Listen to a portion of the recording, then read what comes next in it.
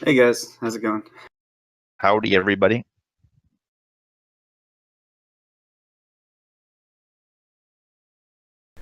Good. I like to start off with 10 seconds of dead air just to freak people out.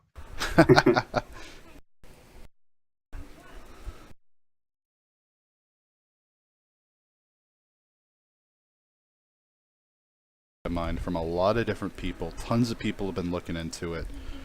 What is everyone thinking right now? What's got Sorry, go ahead. Yoshi? I'm pretty excited. Every time, a new update comes out, it means, new civs, a couple things get rebalanced. Hopefully you'll see maybe new strategies come up. Everything's been about the Cav meta so far, but I hope to see that change in the near future. Yeah, I'm excited because they're doing a bunch of things with religion. It says there's going to be 2 new pantheons, and there's going to be a founder, follower, and enhancer, and worship beliefs, and there's going to be a warrior monks, a new unit, and the religious units are going to have zone of control and going to get support, I think. And there's also going to be a guru unit that can support a religious unit. So that sounds pretty cool. Also some UI balance and other tweaks. Also, that guru can heal religious units. Yeah, that's what this guru unit is supposed to do. It's supposed to be able to religious units. Hey, Asdeath, how's it going? And it's really interesting. I'm actually really happy personally that they're making some improvements to religion, because in multiplayer, and heck, even in single player, religion is very expensive to get early. It just takes too much time to set up, and by the time it arrives, you could have been doing so many other things. Yep, I totally agree. You only get, a district for every 3 pop. And if you take a holy site in one of those districts, then that means you're going to fall behind with your commercial districts and your campuses and industrials when you need them later on. And I'm the league leader in religious wins with a whopping 2.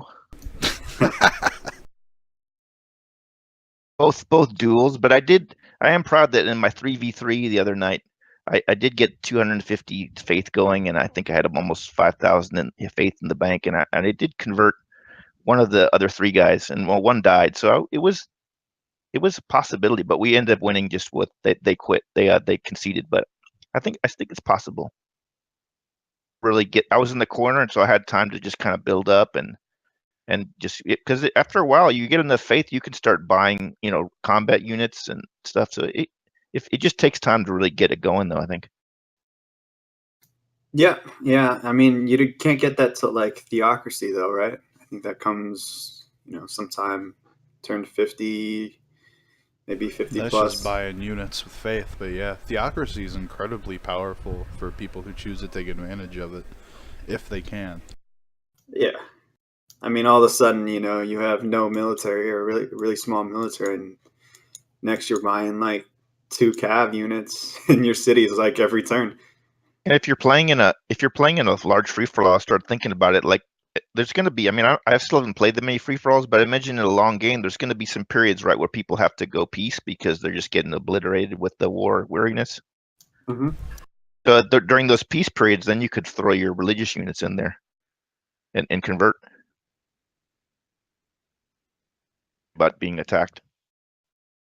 Yeah, that would definitely work. I'm sure Death has already got some meta in his mind of how he's not going to let me ever get a religious victory against him. Yeah, or any victory against you him. And then murder your religious units with military units. Yeah, I think that's the biggest problem with religion. It's like, you could just declare war on them and then just step on them with any combat unit that you own. But I've heard that's something that's being addressed in this new DLC, though.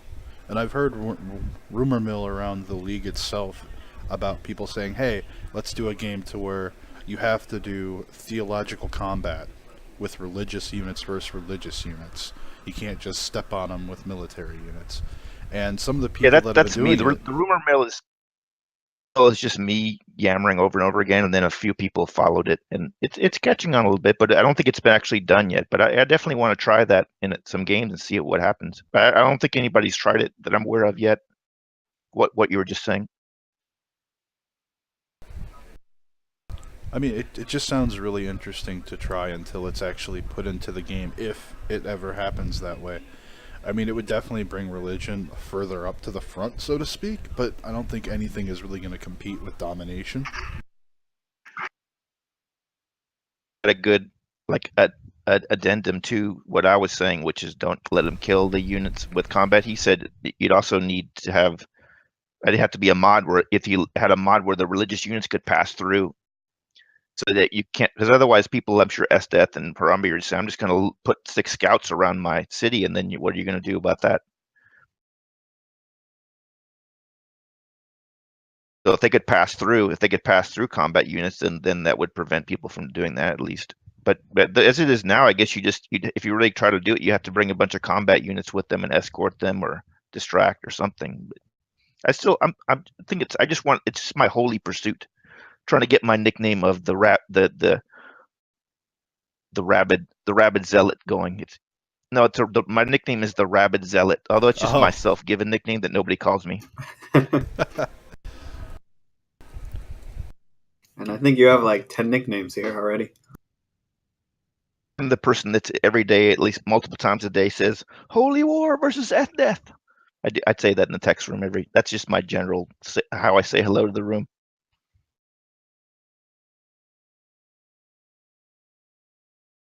You guys are both from SunZ.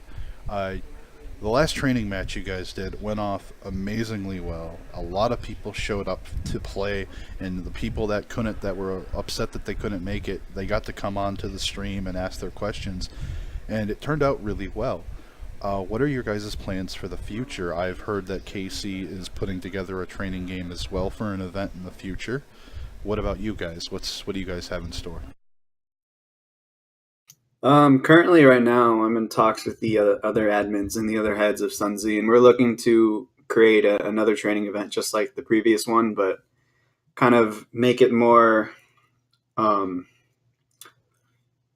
catering to the beginner players and to the more advanced players, because there's definitely a lot of little tips and tricks that not everybody knows about, and those are the things that we'd like to address and move forward. And yeah. SunZ is the biggest by far, isn't it, in terms of total members? Yeah, that helps. Yeah, definitely. But was it only for SunZ, or could other people come in? That training match was no, anybody can come and join. Anyone can come and play. It's just put on by SunZ. Okay, that's better than. If you want to, learn, play, and get better, and just come. I think we're looking a couple weeks from now. You had a bunch of people live on your Twitch, right, Sarnath, that were just watching the game that couldn't be there the whole time? Yeah, it was even people that had to leave early for various reasons. They turned around and they just hopped into the Twitch chat to ask whatever questions they had left. It was really great. Nice. Way of learning than the usual way of learning by just getting killed by Esdeath or Harambe. That's a harsher way of learning. Still a great way to learn, though, in my opinion. Mm-hmm. That just brings up some. Does it ever get like? So I won't mention the person's name, but somebody I was playing with just said like, one game I just was trying to kill Esdeath. I didn't even. They were kind of saying they didn't even care. Like, does that happen to you in games where people just don't even care about winning? They're just trying to take you out, Esdeath? I'm sure that happens sometimes. People just get upset and they're not trying to win anymore. They're just trying to kill you for you or something.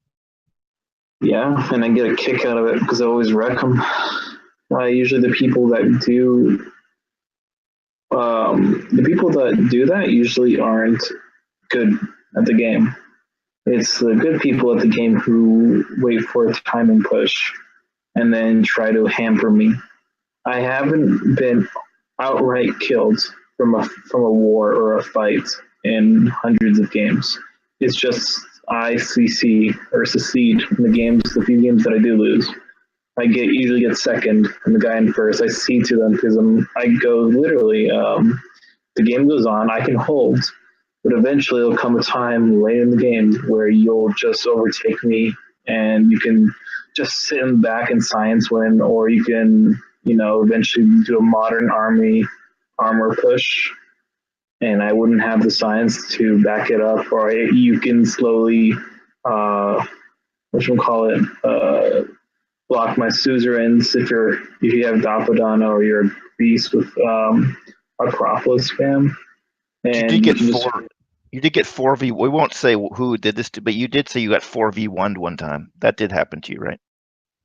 I've been 4v1'd, I've been 3v1'd. None of those killed me. I held out until the game was called. And it's like a boxer. Like you haven't been knocked out, in a long time. Is that what you're saying? Oh yeah, I think the last time I got outright knocked out was this game where I spawned, and I did not know that Samaria passed the draft. I explored everywhere. By turn 14, I explored basically all the way around me, except for like a 2-tile pass southeast of me, and I thought that was just, and that's also a coast. There's nothing there. It's really just a little stretch of land that connects to where Samaria was. And when turn 17, I was killed by Samaria. But you take that as a compliment, right? Like if you were playing a 10-man game and you got 9v1, I think you would take that as a badge of honor that you're that good that the people are just like, fuck it, and I'm just gonna, you're gonna get eliminated. Like that would be like a badge of honor for you.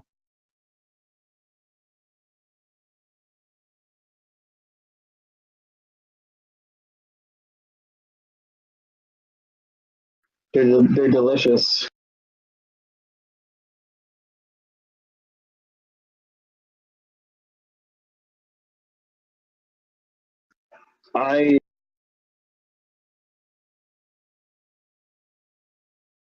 Yeah, so a lot of people do like the Raze-Only option because for those who spawn next to 5 or 6 city states, they can easily just get a couple horses, or 2 horses, and then just horsemen like all those city states, and then they'll have double the empire of everybody else. So the Raze-Only option kind of gives others a chance at the game. Gives them the option to take suzerain of the city states, use that game mechanic that is pretty interesting in my opinion, because there's a lot of good bonuses to having 3 or 6 envoys in like commercials or science city states. There have been talks, about keeping a couple, and then you can only keep like maybe 1 or 2 per game, and then you have to race the rest. We'd have to definitely try that out more so, and see if it creates a more balanced game.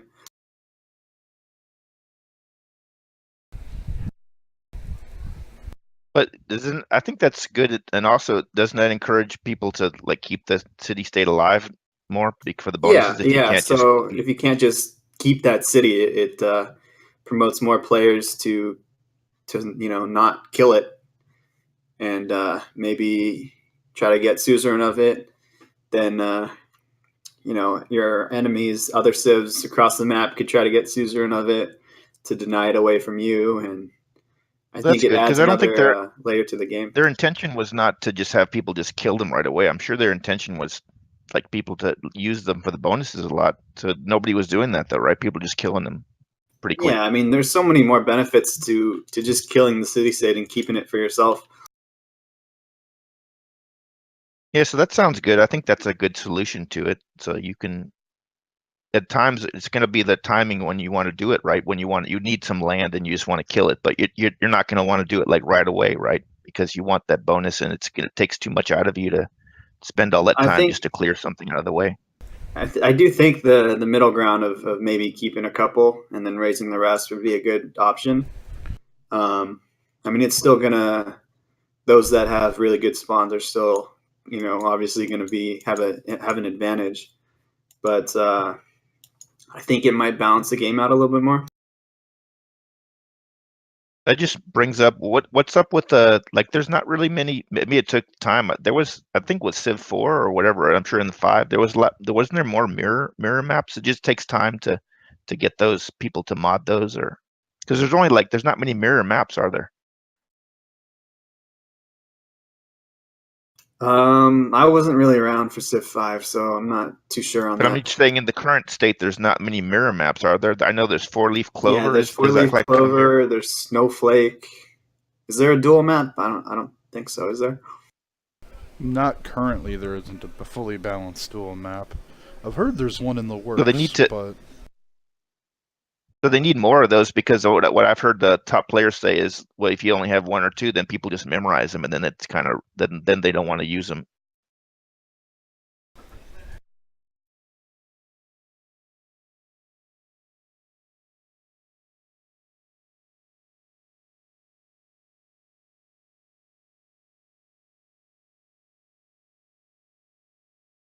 Yeah, and I think what makes a really good Civ player is their ability to adapt on the fly. But it's not. Oh yeah, go ahead. No, I was saying that. So it's not. Is it not the right now? Civ 6 is not that moddable, or it's not stable when you do a mod. Is that part of the reason we don't have more mods, you think? Well, if you look at the if you look at the summer patch, when the summer patch came out, just about every single mod broke. Anyone who created a mod, their mod broke, and it just like totally bugged out the game. People had to unsubscribe and go into the Steam files and delete them themselves. And it's just I wish, Firaxis and 2K would give a little bit more love to modded support.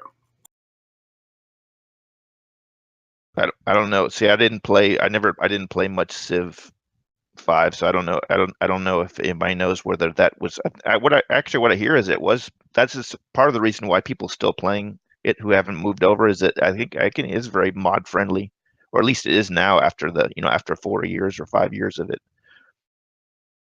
So hopefully Civ 6 will get more stable mods. At least I'm hoping, because that really is the only solution.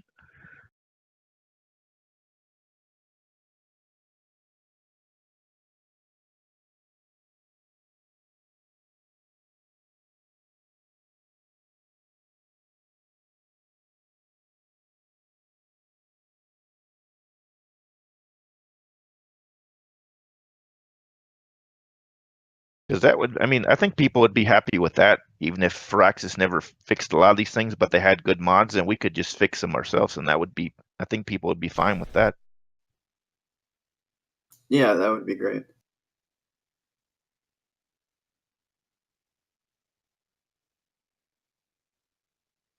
Mm-hmm.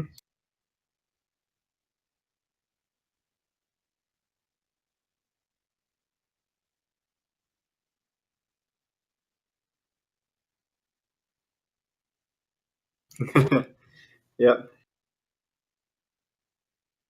Yeah, it's spying should be totally allowed. It's Civ is supposed to kind of represent kind of like what the real world is, and people spy on each other all the time.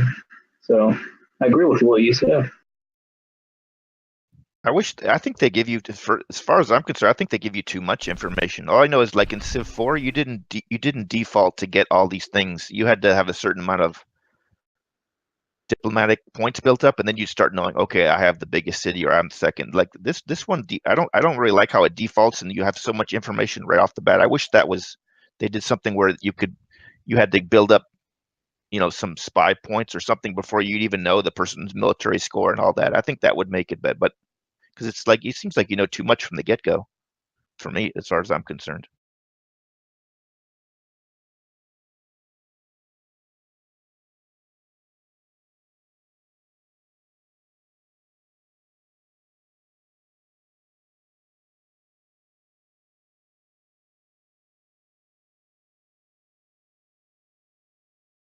But I mean, is it used much in the league? I have a feeling it's. I don't.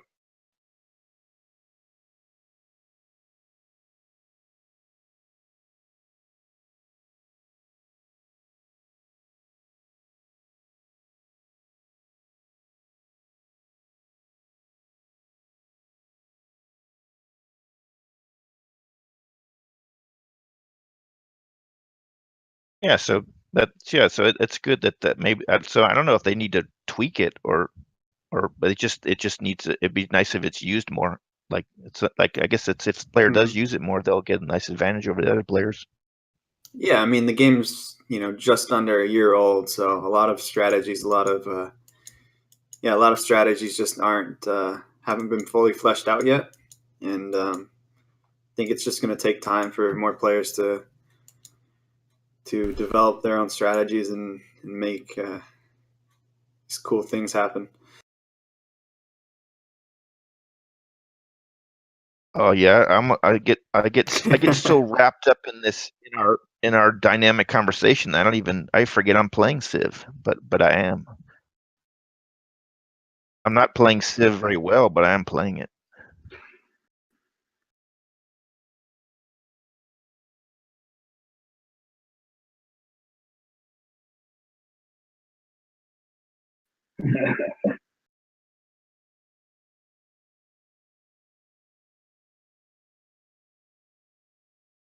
And how they'll work out. So I know, Yeah. as Death, you played in that game. I don't know if you did, Yoshi, but I had heard great things about it. How did that game go? Like, was it a good start? Were the technologies relatively fair that were given? I haven't done a Renaissance era start myself, so I don't know. I was not in that game, so you have to talk to Death about that. So I won that game. I'd say I enjoyed it, and others also did. Some did not because of city states. Some people having more city states and more room than others, i.e., me. And but the Renaissance start itself is a balanced start because it kind of eliminates the cav rush meta, and it introduces like going muskets isn't a bad idea for once. It's a solid idea. You get it. It's the first tech you can get. So the first thing you can do is just spam a couple swords, even without the a Gobe card. Make a couple swords, or you can just wait to hard build the muskets with the 50% off feudalism card, and then you can start hitting someone with muskets early. But every city starts with the walls when you settle it, so that is also a counter. So Renaissance starts are, from what I see, as long as the map is balanced, it's great. But if someone has a lot of room, you can easily just abuse the production overflow from each city that just got settled. Because there's a lot of production overflow on your first few cities that you settle. Do you know how much production overflow there is? Because I always see that, like, first few cities I settle, it's like one turn districts, right? It depends on the era. I do not know exactly, but I do know this. The best strategy is to just spam settlers and then buy feudalism builders, chop out as much as you can. I remember the game started on turn 100 for Renaissance, and by turn 116, I had 8 cities that I settled. Nice. Yeah, so it's so good for Manifest Destiny. It's just a quick, you quickly start up. You get a lot of cities out if you have the room. It was Raze-Only, so you can't just murder city states. And anyways, city states would be harder to kill in a Renaissance start. Because they have walls of their own. They already have the better tier units, so you can't just horse spam, cheap production horse spam to win. You have to actually invest resources to kill a city state. So I think Renaissance start is pretty balanced. Also, it allows you to go for Navy immediately for caravels and frigates if you spawn on coast, which I did that game. It just gives you 3 different lanes for you to go immediately, and they're equally balanced, I think. That's awesome to hear, actually, because I'm really tired of just seeing Cavs every game. I mean, they're a great unit, they really are, but they're so great that it's almost, unless you have really good defensible terrain to do field cannons, I mean, there's just no reason to not go cavalry. Yeah.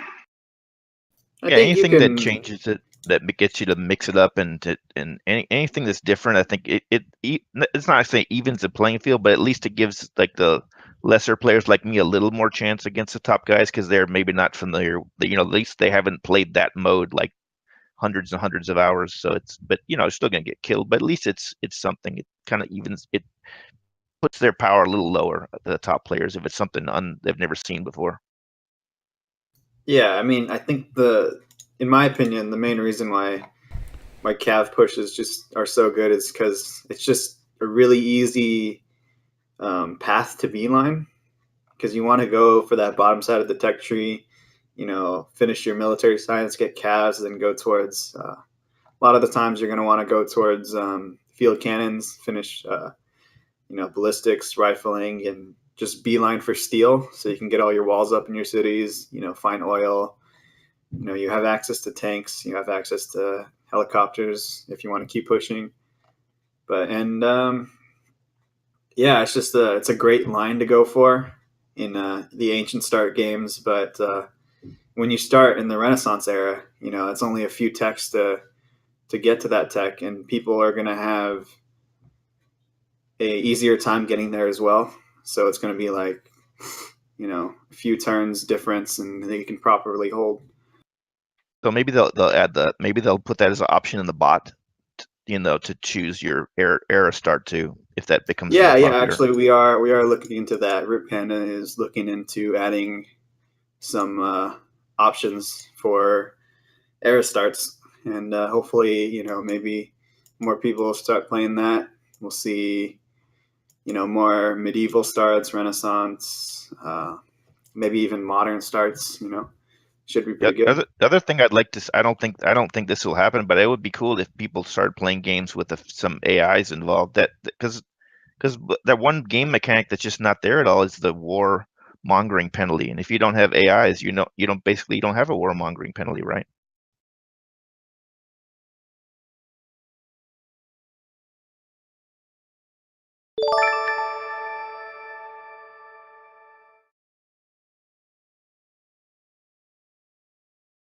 But it's not in the game mechanic. I mean, it's not like that's true, I guess. But I think it would be nice to I don't think they necessarily intended multiplayer to never have AIs in it. But I'm sure it's not. People are just so against AIs. But I don't know if it would maybe just be interesting to play a game with a bunch of AIs and a bunch of people and see what would happen. Maybe you have to have some rules about. Maybe what if the AIs were like Raze-Only, but maybe they wouldn't be so easy to take out. And I don't think that's going to happen. Of course, I like throwing these crazy things out there and see. Yeah, I'm always open to new and crazy ideas. I think that's the best way to open up ideas, develop new metas, and I just further the knowledge of the game. Players get better. Players get, strategies get more advanced, and I think it's always a positive step. I'll definitely try to run a game this week, with this coming week, that you can't kill, religious units with without but it's hard, people, I understand people get set in their ways and they don't want to try different things, but that's, some of the admins that like you and Harambe seem to be open to trying it, so I think we can get one going at least, see what happens. Yeah, definitely. But people do get like set in there. It's good. Like I said, I'm happy that the big game, of course, is still the big free for alls. But there, I have made a little impact in getting a little more duels going, and I know Blade has been teamers, and that's been successful because we do have a lot more teamers. So that's always a good.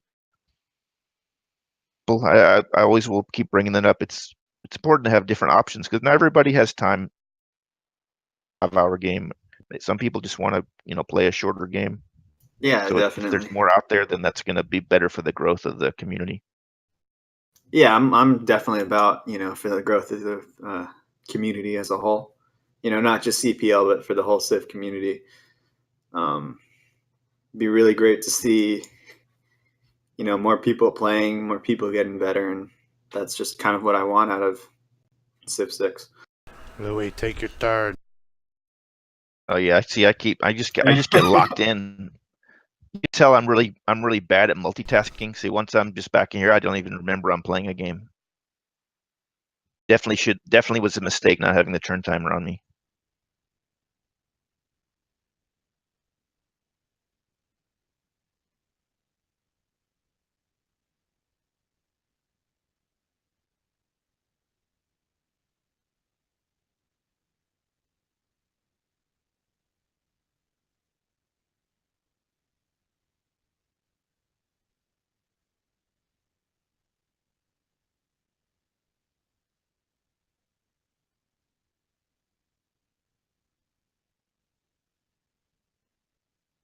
Is how often can we call for a CC vote?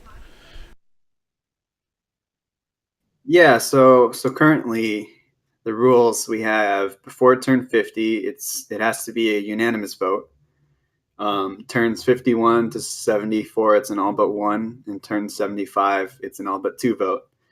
And the top three positions always get a veto to deny a game being called. But a lot of players have been asking us to make a ruling to not have players want to CC every single turn. So that's definitely something we're looking into. We're looking at maybe either every 5 turns, every 10 turns. We have a player panel that, a group of great players, great minds that are looking into this, or going to be looking into this case very shortly. And, once discussions have been fully made, we're going to come back and hopefully find a better way to call games. Also, one of the things that I saw in the news that's probably going to have a big impact is this new sub rule where you have to have somebody 15% or less skilled, or you can't just replace somebody with anybody. Well, that rule it's a little different. It's a lot of people, subs aren't guaranteed, right? Players in the game can say, "Oh, I don't want that player to sub because maybe he's way better." Like if you got a new player and then you brought in like the top 10 player in a team game, he's gonna come in and change the whole dynamic of that team. He's gonna lead that whole team, and it's gonna be unfair for the other team. And that rule is kind of in place for that reason. But that's new though, right? It's going to take effect in about a week. Yeah, I think it's actually going to take effect on the 15th. A lot of our rules and stuff are done every. We try to make changes on the 15th and the 1st, unless changes have to be made immediately. But see, I still haven't played that many free for alls. I don't know how often does subbing come up. It's not rare, but it's not the norm. It comes up fairly often. Whenever a player has to step away, maybe an emergency comes up, or the rare instance that someone just outright quits a game. And instead of having to play with an AI, the players try to find a substitute. Because, if we wanted to play with the AI, we'd just play single player. And the AI is, just so terrible. That's why we'd rather have a player come in and fill in for a Civ who, doesn't have a player. Yeah, so it's always going to be, but so the rule is they have to be, unless people vote otherwise, the basic rule is that you have to be within 15% of the skill level. Well, of I the mean, person you're it's subbing for. going to guarantee that that sub can come in. They can't. I see. You can't say no. We're not going to take this sub. That has to be approved by everybody. You can't veto that. But otherwise, they have to get approval. Mm-hmm. Yeah. I mean, in most free for alls, people are going to allow that sub because they'd rather not have an AI in the game. Unanimous vote. People have to unanimously vote. If it's something beyond that 15%, everybody has to be okay with it. Yeah. Usually how it goes. A lot of our decisions, we want our players to make the decisions for themselves. Yeah, I'd like to see. I don't know. This probably doesn't happen, but I'd like to see. It'd be nice to see more games with like a little bit of a faster turn timer. I think would be just a good change of pace too.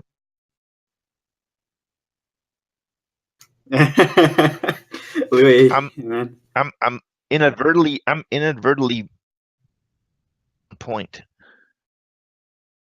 but it's true because at 3 minutes seems like a awfully, especially at the beginning of the game. It just I don't I hear people say, "Oh well, if it's this minute, I can't do all my things." But I think like, so what? So you have to prioritize. Like, you can't put some of the things on the governors, or but I think that's cool. A better player should still be better at prioritizing and a quicker having to move quickly than. So I don't think it handicaps anybody. Just makes There it a is different style merit of to play. that statement, and I think the truthful shine there would be seeing the better players will know which decisions have to be made immediately.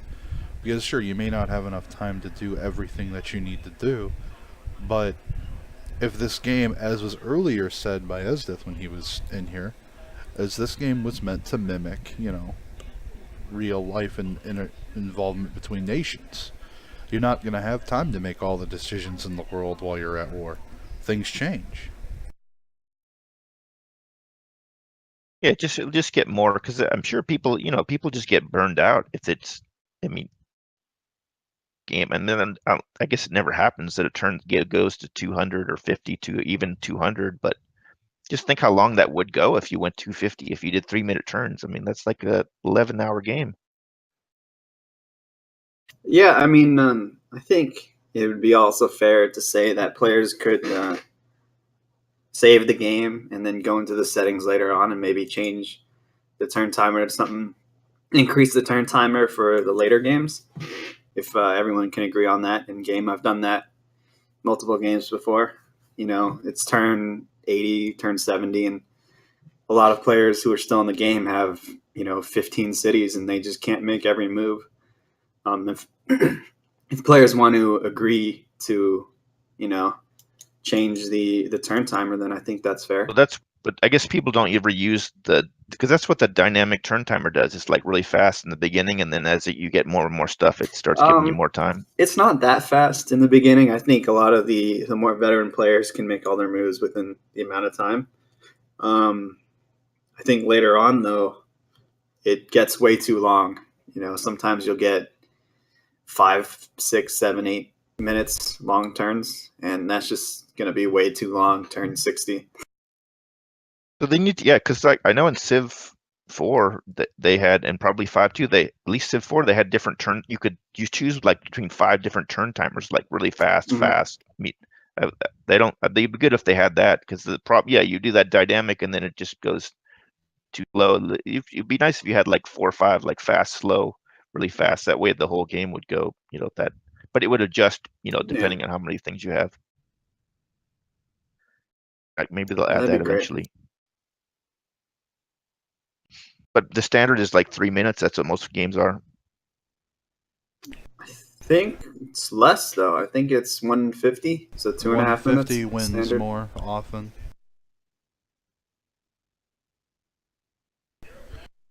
Yeah, there's nothing worse than going into a free for all and turn 2, someone takes a full timer. Oh, yeah. It's like, what are you gonna do? You're, I guess you're searching with your warrior. You probably settled your city and you're already building something, so you don't have any more actions. Heck, you'd think so.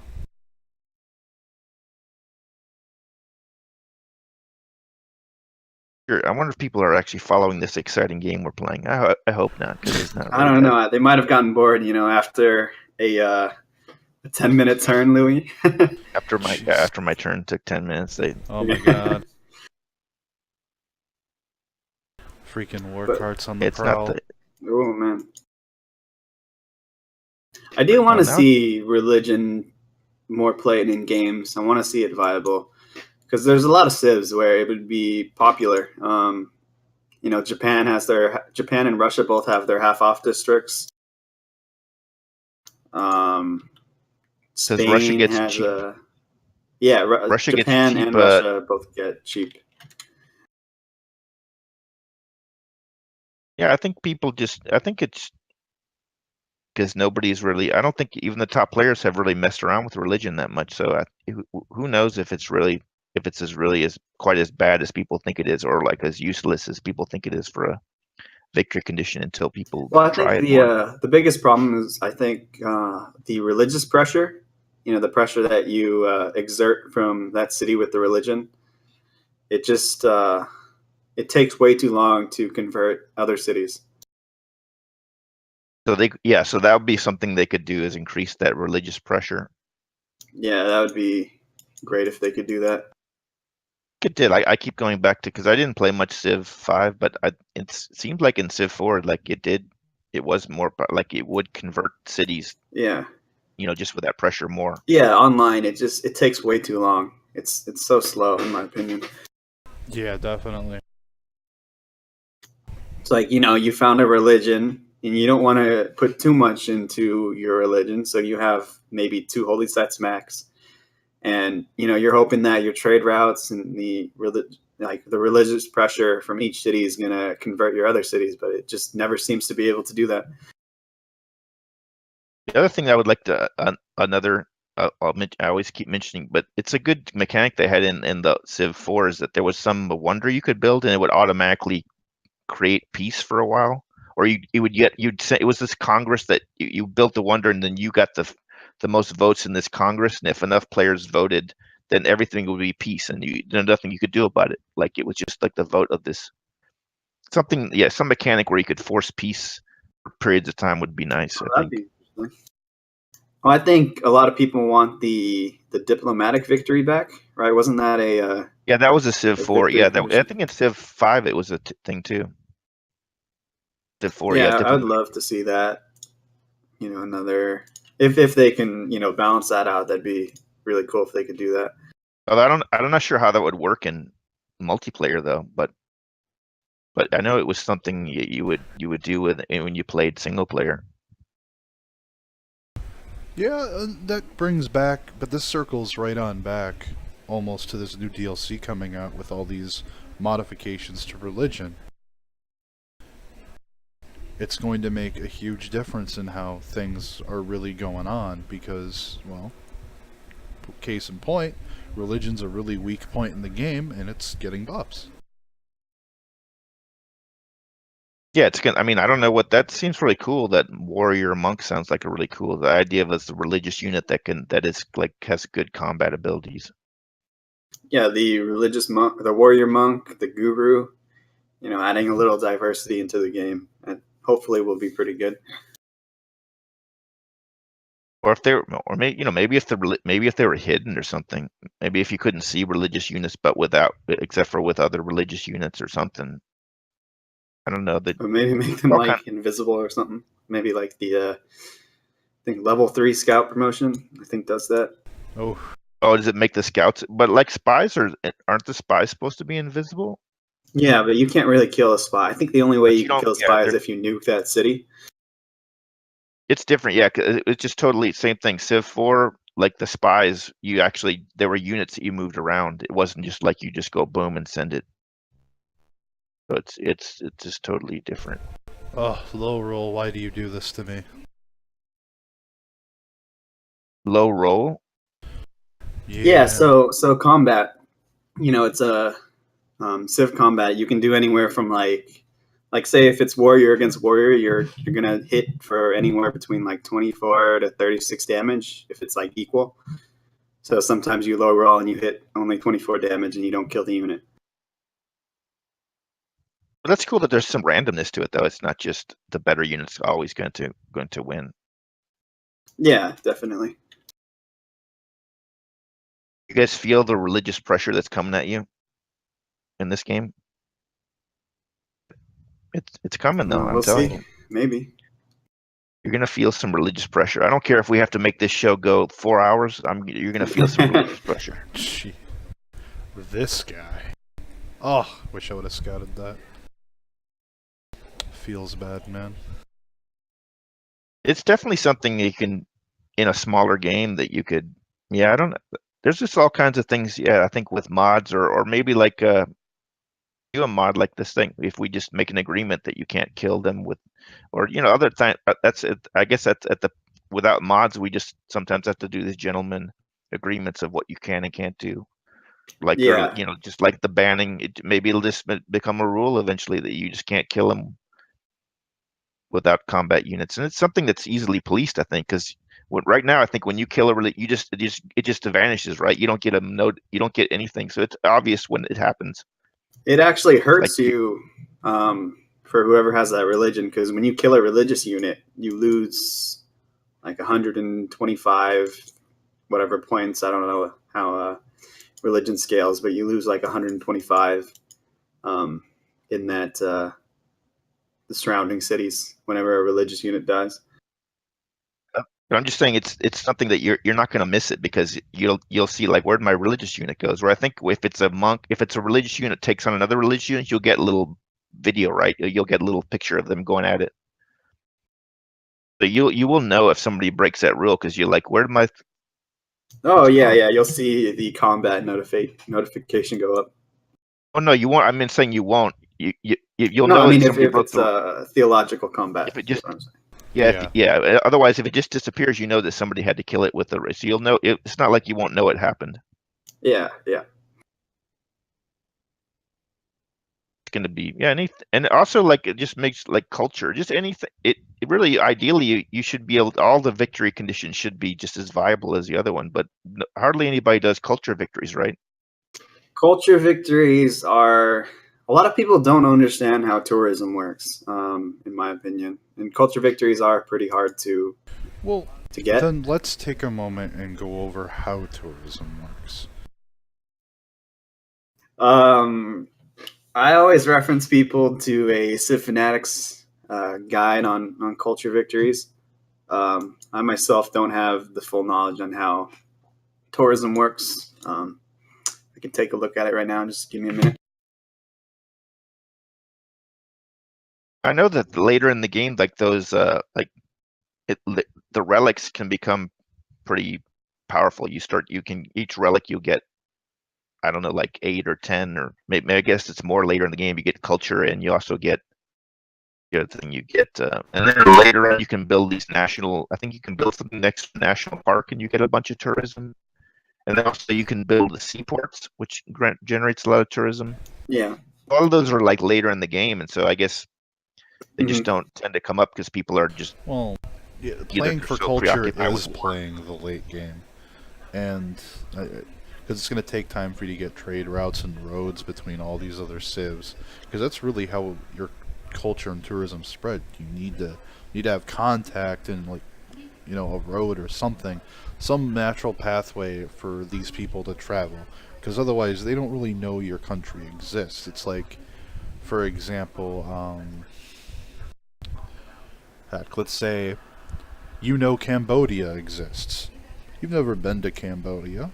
You've heard about it, but really you have no way to get there. You can't get a plane there. I mean, you can in the real world, but for sake of explanation here, you can't just take a car there. There's no harbor to take a boat there. There's no airport. You can't take a plane.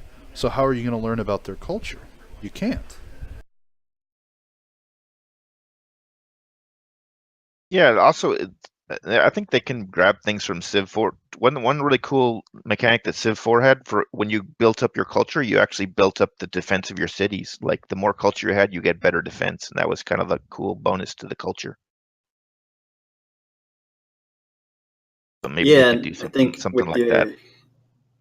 I think currently, yeah, go ahead. Some kind of thing, because if you're doing that, you're not building a lot of mill. So you need something to, like, otherwise you're not going to do it, because you're just going to get overrun. I mean, maybe it makes your borders. I think it does make your borders expand faster, like, when you're generating more culture. So yeah, that's what culture does in this game. It generates, or it grabs more tiles quicker, and helps you through the civic tree.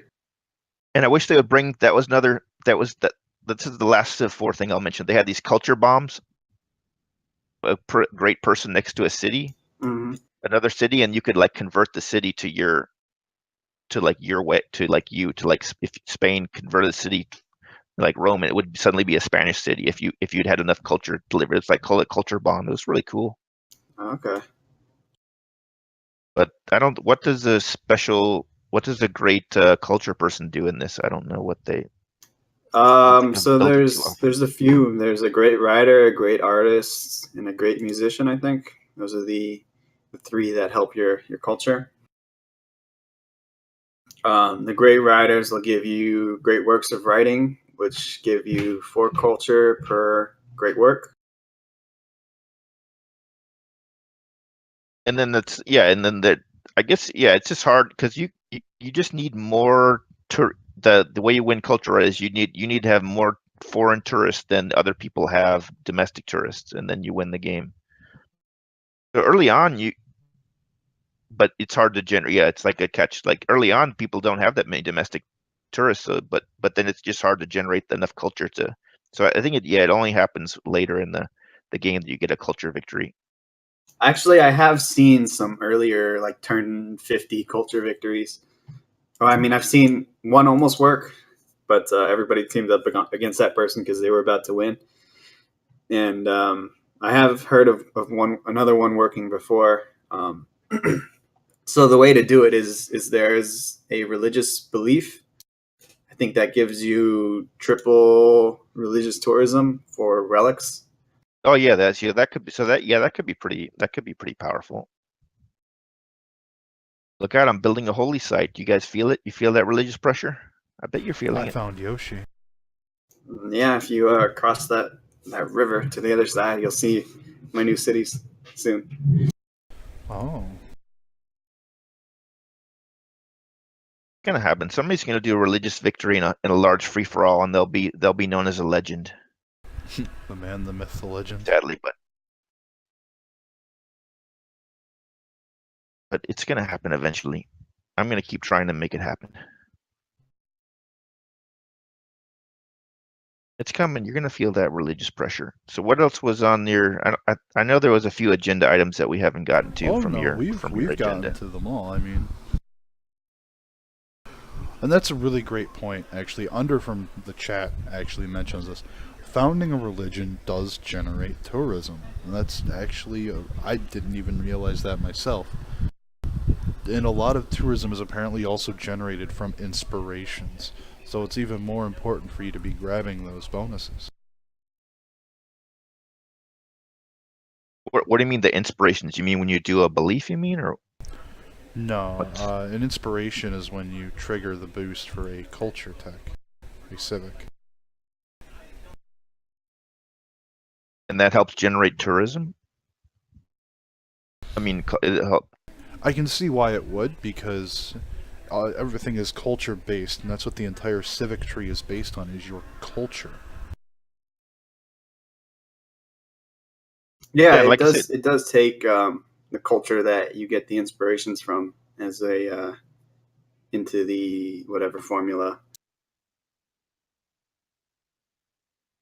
Yeah, and maybe they need more. It needs to be more powerful. There is one of the religious beliefs that you get like faith for every city that you've converted, but I think it's just like one. It'd be if they made that more, then that would really be big. Like, what if they made it like 4 or 5, and then you convert 7 or 8 cities, and suddenly you're just pumping out. But they need to make that a little more than just one faith per city you convert, because that doesn't feel like much of a. But if they made that bigger, yeah, they are adding 4. It said they're adding 4 new beliefs and 2 new pantheons. And another thing Under brings up is the domestic tourist is equal to your total culture plus your total civic inspiration culture, and take that number and then it's divided by 100. So definitely want to give him a shout out for actually knowing this stuff, on having this information on hand. That was great. Yeah, thanks, Under. Yeah, see, that's dynamic interaction in the text lobby. That's a positive sign. That we haven't had that before. So that means this thing is catching on. No, we've had it before.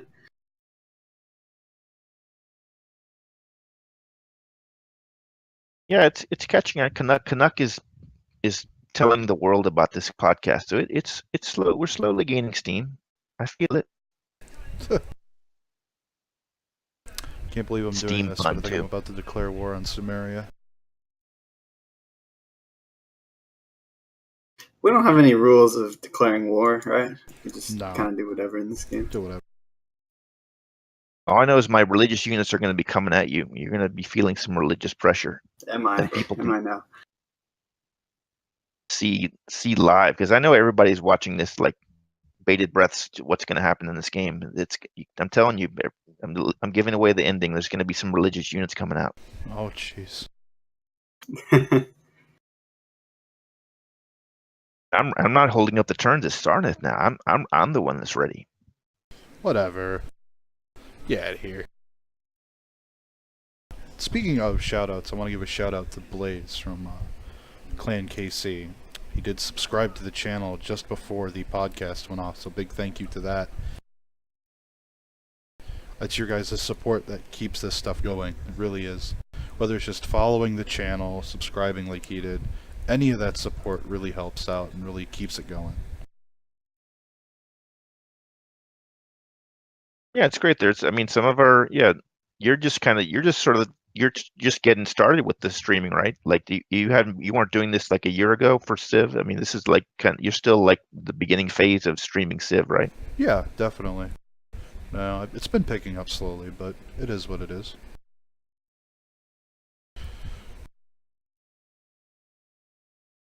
Oh, my unit got captured. Oh, that's Sarnath captured my unit. You're afraid of that religious pressure. It's Yoshi. It's not Sarnath. Oh, you captured my unit, but you I feel the did. religious, because you're worried about that religious pressure. Yeah. But just going to throw out a big thanks for everyone who came to watch the podcast tonight. I hope you guys really enjoyed it and had a great time. Hope you guys had any questions you might have had answered. And if you didn't or didn't get the chance to ask, try to be active in the chat, get your question out there, or if you watch it on the YouTube channel, throw your question in the comments below, and I will be sure to get it. Oh, I did. Do check on those comments. Before you end it, I did end it. I just had to remember that Anna Lit did have a question that that I told him we would go over quickly, and that he wanted to know what you do when you have a bad start. Like, what are you guys are pretty good players. What is that? That was his question. I remember he just wanted to know what you do. What are some of the tips for like when you get a bad start game? Sometimes you do get screwed and you have no option, and sometimes there isn't much you can do with your start. But a lot of the times, you just make do with what you have. The most important things are to look for the next cities that you can settle. Looking for 2-2 or maybe better tiles. You're gonna want Is to there like a focus. standard thing that you would do when you don't get when you just get you don't have any good production near your city, and like there's some typical thing that you do differently that you wouldn't if you normally had a good start? Just like for simming, just for building up that first or second city. It's really hard to pinpoint the exact thing that you want to do. There's a lot of stuff that there's so much that can go right or go wrong. And yeah, exactly. My answer to Analyt would be, if you're in a position where you have little land, not much fresh water, you tech bronze working, you go, oh man, I don't have any iron and I can't find a horse, man, you better be hunkering in for those crossbows, because that's going to be your only defense. All right, that's a good. I think that's a good solid answer to his question.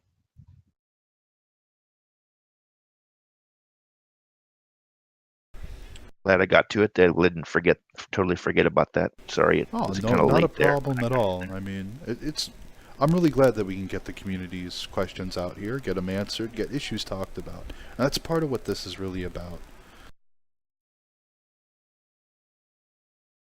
Yeah, that's always what you always have your ask you anything thing. But I think we did ask you a bunch of different things, so we did do that.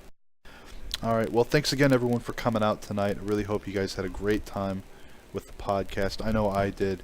And a big thanks to Yoshi for coming out as our guest this week. Yeah, thanks for having me, guys. It was a lot of fun. Yeah, thanks for listening, everybody. Next week, as usual, at 9 p.m. Eastern. Absolutely. On Friday, every Friday. We'll catch you guys next time.